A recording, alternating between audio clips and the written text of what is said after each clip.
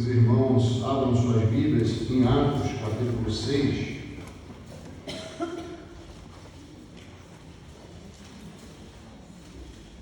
Nós vamos ler do versículo 1 ao versículo 7.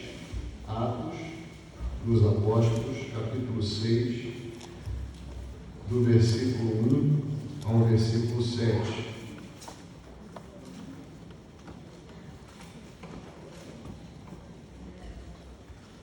Como hoje batistas comemoram o dia do diácono batista, eu gostaria de trazer uma meditação à igreja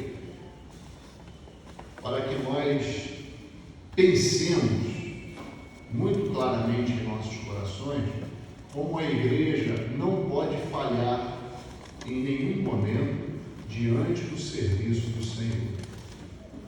Pastor, é uma responsabilidade muito grande, sem dúvida é uma responsabilidade muito grande, mas a igreja é a agência de Cristo sobre a face da terra. Ele conta com a sua igreja, por isso que revestiu a sua igreja de poder para vencer até as portas do inferno. Não é isso? Por que fomos capacitados? Fomos capacitados para vencer tudo, inclusive o mal nesse mundo. E se fomos capacitados, é porque o Senhor quer nos usar ou não quer usar? Quer usar. Quer usar. Não podemos falhar. E nessa manhã nós vamos meditar justamente nas falhas que ocorreram aqui na igreja de Jerusalém, que levou à formalização de diáconos. Por favor, ninguém saia daqui pensando assim, o pastor Fábio, ou falando, né? O pastor Fábio é contra a formalização dos diáconos. Eu não teria feito o que eu acabei de fazer aqui, né? Consagrando mais uma vez a vida desse homem que tem sido um braço direito para mim. Agora, prestem bastante atenção no que eu vou falar agora. Deus nos capacita através do Espírito Santo com dons. Nós encontramos isso em diversas cartas do Novo Testamento. Nós encontramos isso no Evangelho do Senhor Jesus Cristo. Os dons antecedem os cargos. Estão entendendo o que eu estou falando? O Senhor exige que exercitemos os nossos dons, independente de você receber um cargo na igreja. Deus te capacitou, exerça esse dom em responsabilidade para com Ele, independente de cargo na igreja. E os irmãos vão verificar que houve falha dos irmãos da igreja de Jerusalém, e por isso teve que ser formalizado cargos, né? Percebam bem o que aconteceu. Então, do versículo 1 do capítulo 6 até o versículo 7 diz assim: ora, naqueles dias, crescendo o número de discípulos, houve uma murmuração dos gregos contra os hebreus, porque as suas viúvas eram desprezadas no ministério cotidiano. E os 12, convocando a multidão dos discípulos, disseram: não é razoável que nós deixemos a palavra de Deus e sirvamos as mesas. Escolhei, pois, irmãos, dentre vós 7 varões de boa reputação, cheios do Espírito Santo e de sabedoria, aos quais constituamos sobre este importante negócio. Mas nós perseveraremos na oração e no ministério da palavra. E este parecer contentou a toda a multidão, e elegeram Estevão, um homem cheio de fé e do Espírito Santo, e Filipe, e Prócoro, e Nicanor, e Timão, e Pármenas, e Nicolau, prosélito de Antioquia. E os apresentaram ante os apóstolos, e estes, orando, lhes impuseram as mãos. E crescia a palavra de Deus, e em Jerusalém se multiplicava muito o número dos discípulos, e grande parte dos sacerdotes obedecia à fé. Amém. Essa aqui ficou conhecida como sendo a instituição do diaconato, né? A palavra diácono na Bíblia significa aquele que serve. A história dos batistas cometeu alguns distanciamentos da palavra de Deus e a gente precisa corrigir algumas coisas. Diácono não é aquele que serve à mesa, e os irmãos mais antigos sabem que diácono era reconhecido como quem? Serve à mesa, né? Mas a palavra diaconia do grego significa aquele que serve, que é dedicado a servir com amor, com misericórdia, com compaixão. Ou seja, aquele que observa as necessidades e não só fica observando. Vai lá e age.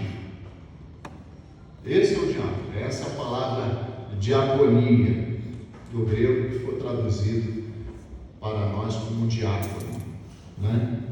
Aqui nós vemos um problema sério acontecendo na igreja. Para o pastor isso é um problema seríssimo. Havia uma acepção de pessoas dentro da igreja. As viúvas judias eram ajudadas, eu vou lembrar os irmãos, né? Que viúva naquele tempo lá não tinha apoio da Previdência Social. Morreu o marido e ela não tinha filhos.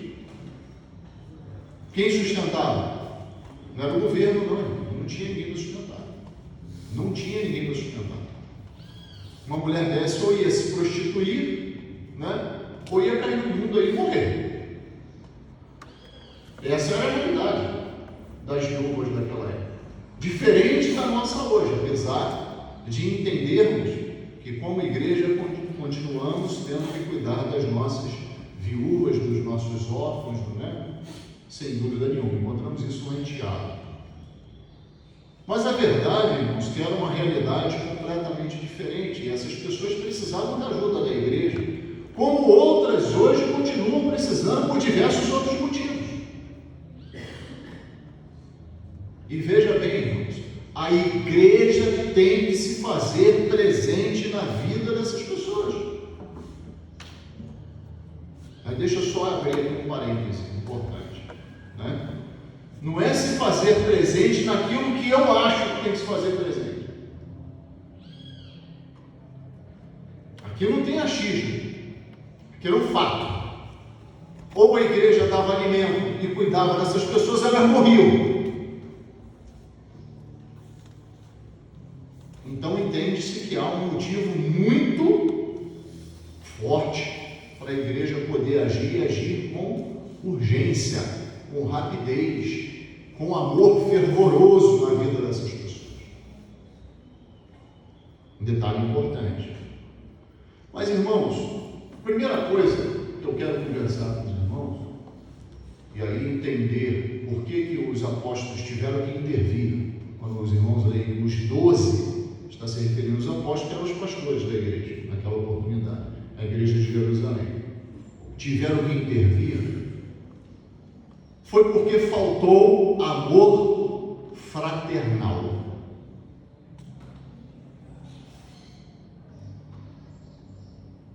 A igreja não precisa ser estimulada pelo pastor para exercitar o amor fraternal. Não precisa. É dever do pastor estar estimulando sempre. Mas os irmãos não devem esperar serem estimulados à fé e ao amor fraternal para olhar para o lado e ver que a injustiça está acontecendo. Obviamente, eu acredito que um percentual muito grande da igreja de Jerusalém era muito mais judeus do que gentios. É mesmo que a igreja ficava em Jerusalém. E aí, porque a composição da igreja era de muito mais judeus do que gentios, as viúvas dos judeus eram cuidadas. E as viúvas dos gentios desprezadas? Como é que funciona isso? Como é que funciona isso? Isso é amor fraternal? Não, isso é acepção de pessoas. E dentro da igreja, não podemos fazer acepção de pessoas. Definitivamente. Não importa a cor da pele, não importa o nível de conhecimento, não importa a condição social. Na igreja não se faz acepção de pessoas. Não se diferencia pessoas. Os irmãos sabem por quê? Certamente sabem, mas deixa eu relembrar os irmãos. Todos nós tivemos uma só origem: pecado. Todos nós tivemos uma só origem. Todos nós andamos desgarrados como ovelhas perdidas, levando uma vida distanciada de Deus. Porque os que se converteram, crianças, talvez não tenham passado por tanta coisa no mundo. Glória a Deus por isso. Mas eles também tiveram em algum momento a percepção do pecado, senão não aceitaram Cristo. Não aceitaram Cristo. Em algum momento eles tiveram a percepção do pecado crescente dentro da sua alma e se aproximaram de Cristo. Então a nossa origem aqui, todos que estão aqui, a nossa origem é a mesma. Andávamos desgarrados e distantes de Deus. Não existe um justo sobre a face da terra. Não existe um justo. Ninguém tem a capacidade de se auto-justificar diante de Deus. Agora, se nós olharmos para trás, nós vamos identificar o tamanho do pecado que nós cometemos. E como nós éramos pecadores e distanciados da verdade de Deus e distanciados da vida. Então nós tivemos uma origem só. Segunda coisa, irmãos, nós temos um Salvador e um perdoador de pecados. Aqui, graças a Deus, não acontece como estava acontecendo lá em Coríntios, né? Eu sou de Paulo, eu sou de Apolo, eu sou de Cristo, eu sou de Pedro, né? Todos nós aqui somos de Cristo. Eita, fraco. Tem certeza? Parece que não tem muita certeza não, hein? Todos nós somos de Cristo. Um só Salvador, um só perdoador de pecados, um só que subiu à cruz, não foi por um de nós, mas por todos nós. Uma só fé, um só batismo, um só Deus e Salvador. Não tem outro. Então tivemos a mesma origem e temos o quê? Um só Salvador e Senhor. Terceiro, irmãos, porque não pode ter acepção dentro da igreja. O nosso destino vai ser um só. E eu não vou me referir a debaixo da terra aqui não. Vou me referir ao desse destino celestial. Paulo não conseguia se referir à morte de um irmão. Perceberam isso já? Paulo não falava assim, porque os que estão mortos, no sentido fisicamente falando, né? Paulo falava assim, porque eles dormem. E aí, excluindo completamente essa doutrina adventista do sono da alma, que não existe esse estado intermediário na Bíblia, tá certo? Você pegar lá, não é uma parábola aqui, tá? É uma história contada por Jesus. Parábola está o subtítulo lá, mas Jesus não fala que é uma parábola. Jesus conta uma história de rico e Lázaro. Você pega a história contada por Jesus, onde é que está o estado intermediário da alma? Então morreu o rico e se encontrou no Hades, que é o inferno, né? A palavra significa inferno. Então morreu Lázaro e se encontrou onde? No seio de Abraão, que é o que se refere, uma figura de linguagem que se refere ao paraíso. ao céu. Onde é que está o estado intermediário? Ensinado pelo Filho de Deus. Não existe estado intermediário. Então o que Paulo está dizendo é o seguinte: ele usa uma palavra que é um eufemismo. Eufemismo é um abrandamento da palavra. Ele não conseguia falar que o crente morre. E ele fala assim: que dorme. Eles dormem, elas dormem. Porque na verdade, vamos parar para pensar, o crente não morre. O crente passa dessa realidade terrena para uma realidade eterna, futura, celestial. E todos aqueles que creram no Senhor Jesus Cristo têm o mesmo destino. Não existe um caminho paralelo. Eu que cria 100 anos atrás, eu que cria 1000 anos atrás, eu que cria 1800 anos atrás, eu tenho um caminho diferente dos que creram hoje. Não existe isso. Não existe isso. O Senhor Jesus Cristo está preparando um lugar. Para quantos de nós? Todos que creram no seu Evangelho.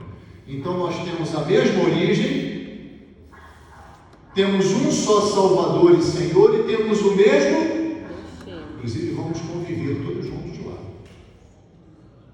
sem as imperfeições daqui, vamos conviver todos juntos lá. É melhor começar a deixar as imperfeições por aqui e ficar cada vez mais preparado para viver a vida que Cristo vai nos dar lá, não é verdade? Se temos essa oportunidade, vamos fazer o quanto antes. As coisas que são da carne vão ser deixadas para cá. Então, irmãos, não existe acepção de pessoas na igreja, não tem que existir.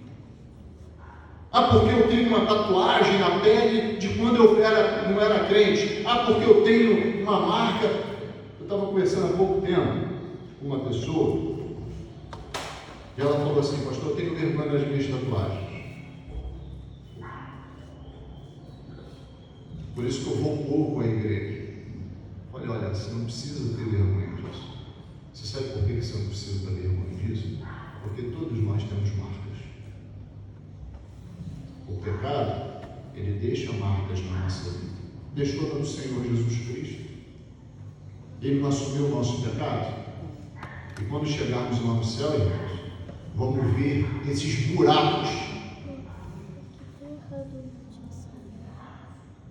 no nosso Senhor por causa do nosso pecado. O pecado deixa marcas. Sejam elas físicas, falei para ela, ou sejam elas psicológicas, mas deixam marcas. Mas quando recebemos o perdão do Senhor Jesus Cristo, as marcas ficam para trás e nós vivemos uma nova vida. Uma nova vida. Se hoje dentro dessa igreja tem uma pessoa que cometeu um crime e até tornou-se conhecido por esse crime, como é que a gente vai receber essa pessoa? Diferente de nós.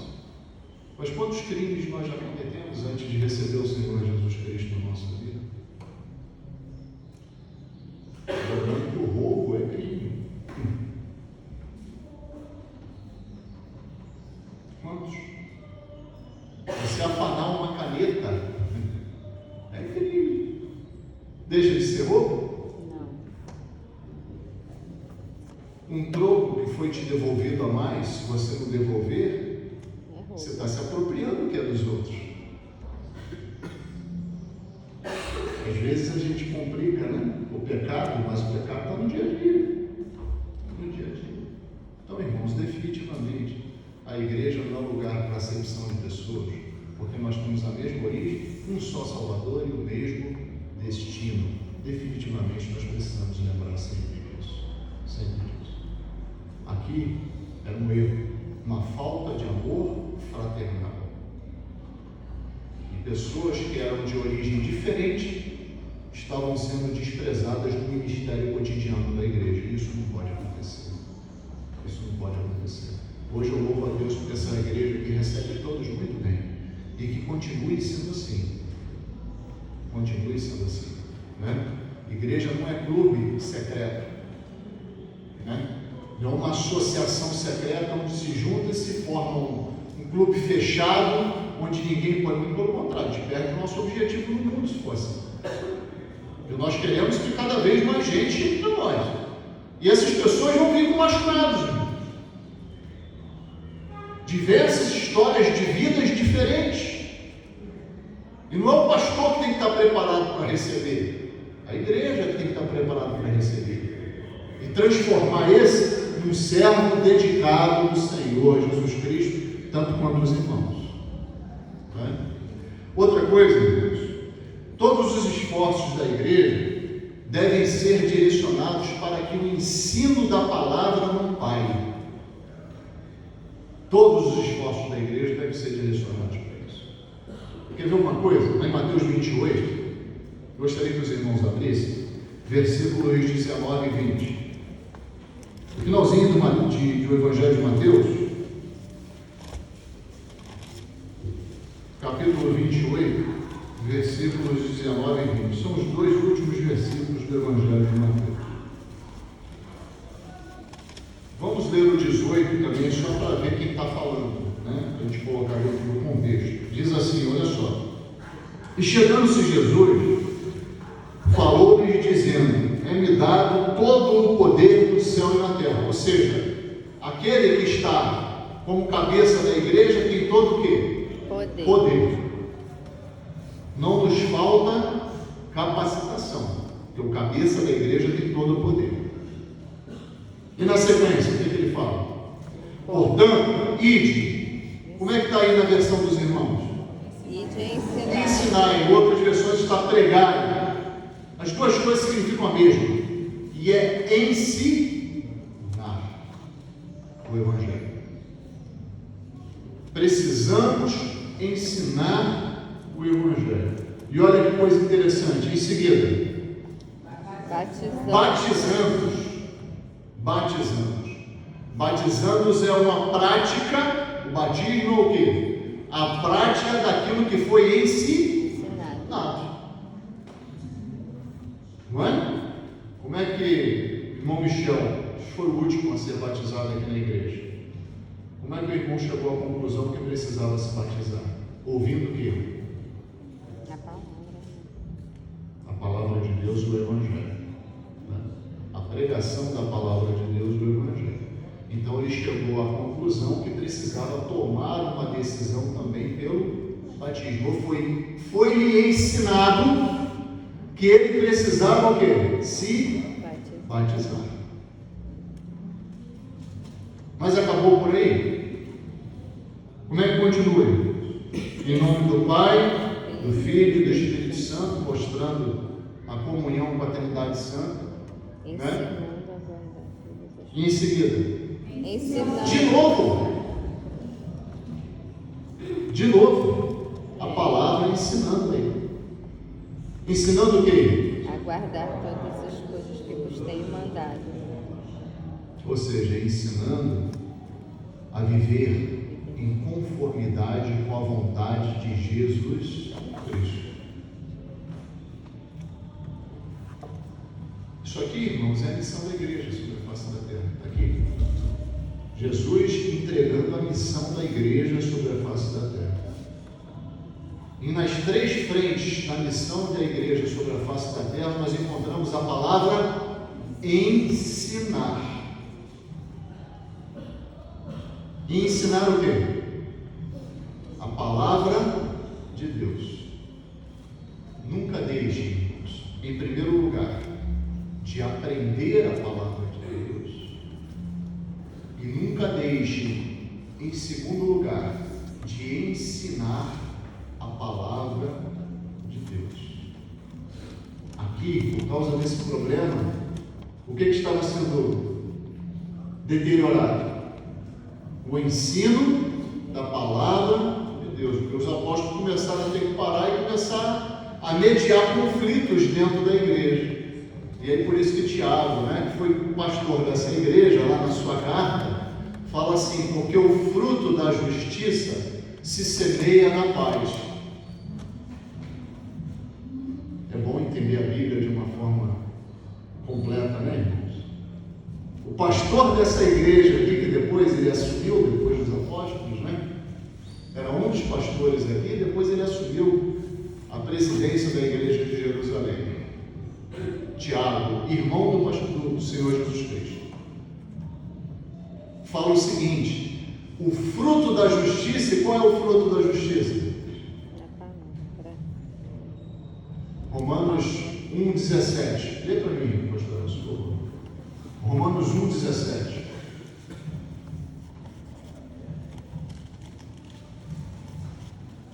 Vamos lembrar. Aí está a definição bíblica do que é o Evangelho.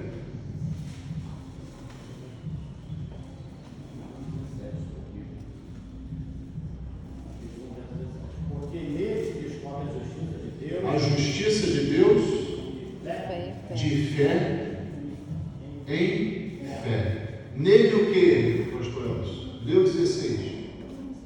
Porque não me envergonho do Evangelho de Cristo, pois é o poder de Deus para a salvação de todo aquele que crê.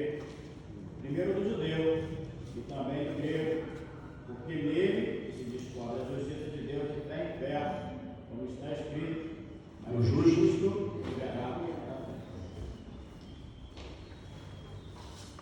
Por isso que Tiago fala, o fruto da justiça, ou seja, o fruto do Evangelho, que vai cada vez mais alcançando pessoas, se semeia de que forma?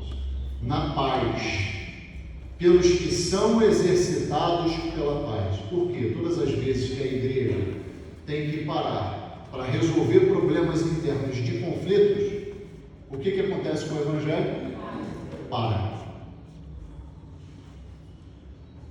Enquanto o Evangelho para, a obra de uma igreja para, irmãos, quais são as consequências espirituais disso? Vocês sabem?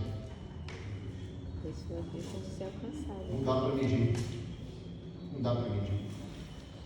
Por exemplo, quantas pessoas vão perecer porque a igreja não fez a obra e perecendo vão para a condenação eterna sem ouvir o Evangelho? Que Cristo esperava que aquela igreja alcançasse aquela pessoa. Quantos? Nessa lacuna de tempo que teve que parar para ficar resolvendo o problema interno. Quantos? Talvez até um parente dos irmãos, que os irmãos estejam trabalhando para alcançar para Cristo. Há quanto tempo? Então, irmãos, a igreja precisa definitivamente entender que o objetivo dela sobre a face da terra é ensinar o Evangelho, pregar o Evangelho, viver o Evangelho. E para que consigamos atingir esse objetivo, é necessário que estejamos em paz. É isso que eles falam lá no capítulo 6. Eles dizem assim no versículo 2: E os 12, convocando a multidão dos discípulos, disseram: Não é razoável que deixemos a palavra de Deus e sirvamos a mesa. E lá no versículo 4 nós encontramos assim: Mas nós perseveraremos na oração e no ministério da palavra. E não pode parar. Não pode parar. Nós podemos fazer obras estruturantes na igreja, nós podemos fazer programações especiais, nós podemos fazer programações de comunhão, né, como fazemos nosso café da manhã, às vezes nossas confraternizações depois do culto à noite, por diversos motivos. Podemos fazer isso tudo, mas o que não pode parar? A pregação e ensino do Evangelho. Não pode parar. Não pode ser afetado. Não importa que momento que estejamos passando, mas a pregação do Evangelho não pode ser afetada. Não pode.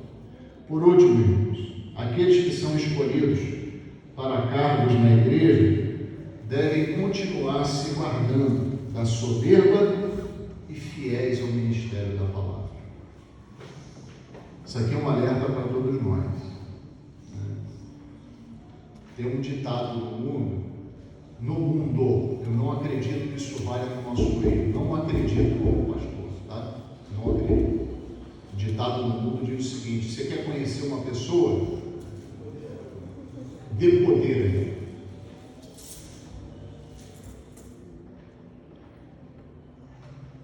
aqui dentro não pode ser assim. Os irmãos que me conhecem desde que eu adentrei nessa igreja, e a partir do momento que eu me converti, sabem que eu sou a mesma pessoa. Sou a mesmíssima pessoa desde que clamei para Jesus Cristo me salvar. Claro que eu tenho uma responsabilidade agora maior, tenho um cargo que traz essa responsabilidade diante de Deus e dos irmãos. Mas eu sou a mesma pessoa. Eu não mudei. Não me tornei mais político, muito pelo contrário, minha esposa sabe que eu sou apolítico. Você quer ver eu ficar chateado, para não usar outra palavra, revoltado, é você começar a querer fazer média comigo para poder receber alguma coisa. Sou nada político, nada. Cumprimento todos os irmãos desde o primeiro dia que eu entrei aqui até hoje. O pastor Fábio gosta de cumprimentar, gosto, sempre gostei de fazer isso, não é porque eu sou pastor, não faço média com ninguém, faço média com o meu Senhor, tenho responsabilidade para comigo.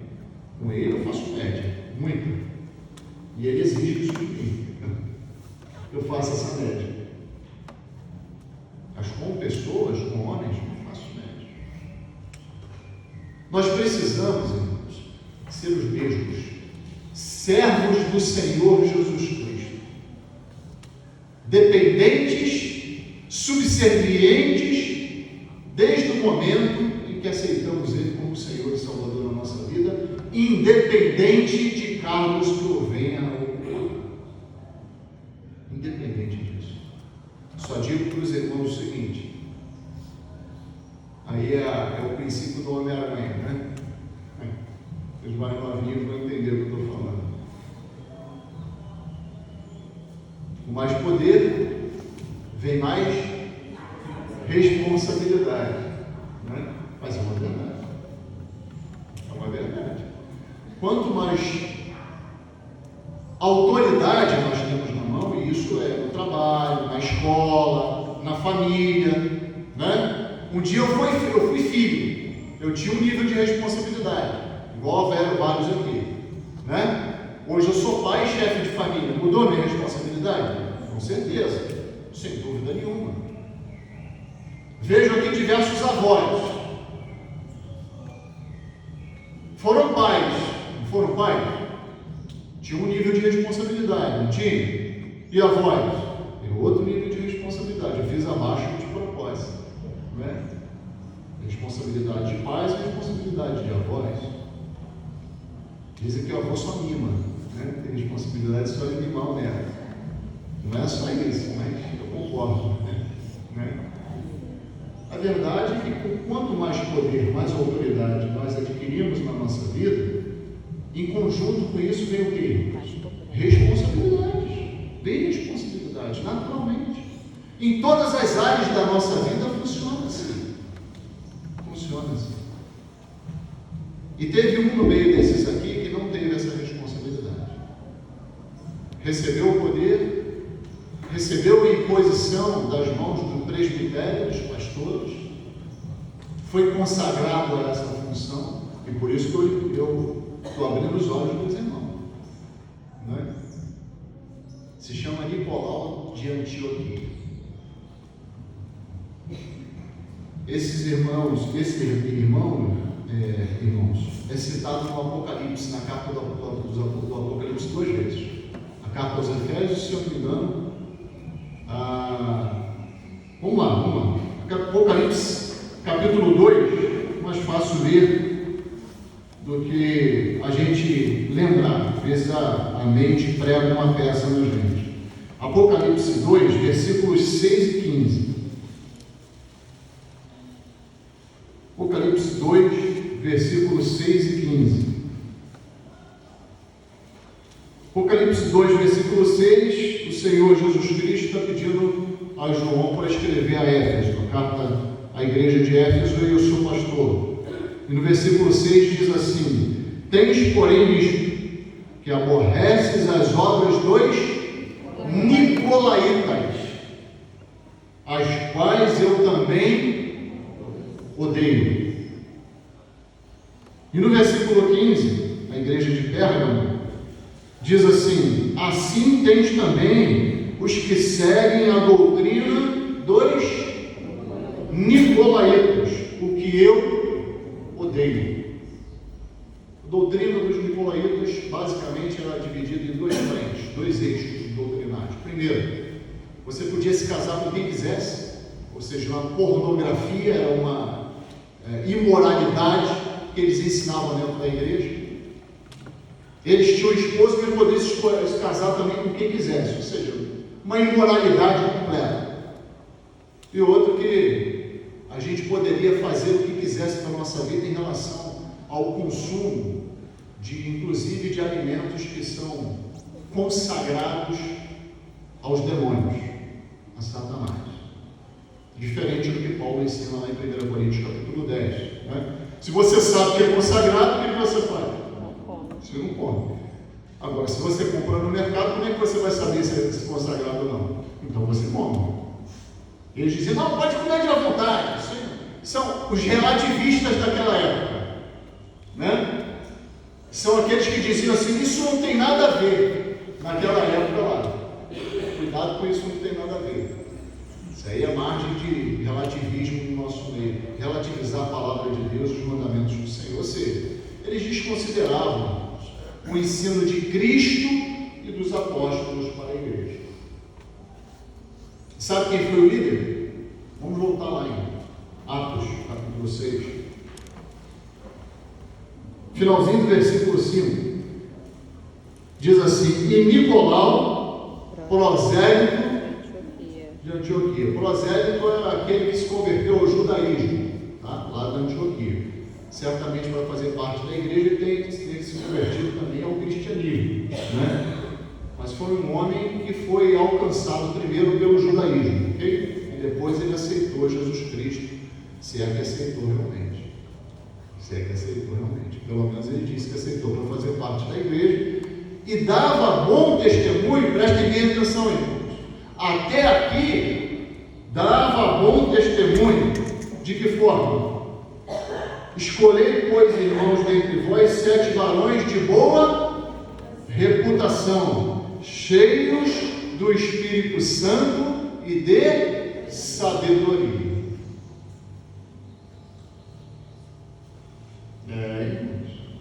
Foi escolhido como uma pessoa de boa reputação, cheio do Espírito Santo e de sabedoria, mas deixou tudo isso para trás, abandonando a fé. Pastor, dá para dizer que foi o cargo que ele foi colocado de diácono que levou ele a esse desvio? Não dá para dizer. O fato é que foi depois disso aqui. Foi depois disso aqui. Isso é um fato. E ele já era diácono da igreja quando decidiu se desviar. Criou uma seita, que é citado lá como uma doença nas cartas do Apocalipse. E isso nos traz um alerta. Vigiemos sempre e sirvamos ao Senhor com coração sincero, para que não sejamos apanhados na soberba. Se eu recebo mais responsabilidade dentro do reino de Deus, glória a Deus por isso que eu estou servindo ao meu Senhor. Isso não é para o meu desvio, muito pelo contrário. Porque quanto mais responsabilidade nós recebemos na igreja, mais o nosso joelho tem que estar prostrado diante da cruz. Para recebermos cada vez mais capacitação daquele que nos fortalece. Sejamos, pois, irmãos, uma igreja que exercita seus dons independentes de cargos. Eu dou glória a Deus que desde o irmão Jonas, eu não preciso formalizar aqui na igreja, nesse momento. Pode ser que a igreja venha crescer, particularmente eu acredito que isso aconteça, por causa da nossa doutrina, mas pode ser que a igreja venha crescer e haja necessidade de formalizar diáconos. Hoje não tem. Sabe por quê? Surge um problema na igreja, um irmão vem assim: pastor, quer que ajude aqui? Tem um irmão triste, Um outro irmão vem assim, pastor, eu estou notando um irmão meio triste. O que eu preciso fazer para ajudar? O que pode ajudar? Está sabendo de alguma coisa? Acontece alguma coisa na igreja, vem um irmão e fala assim, ó, pastor, vamos ajudar lá, conta comigo para ajudar. E tem que continuar sendo assim. Esse é o desejo de Cristo para a sua igreja. Porque assim, a palavra de Deus não vai parar de ser ensinada, nós vamos cada vez mais multiplicar a palavra de Deus e certamente nós vamos ser servos fiéis, isentos de soberba e completamente sinceros com o nosso coração diante do nosso Deus e Salvador Jesus Cristo. Amém. Convido a igreja.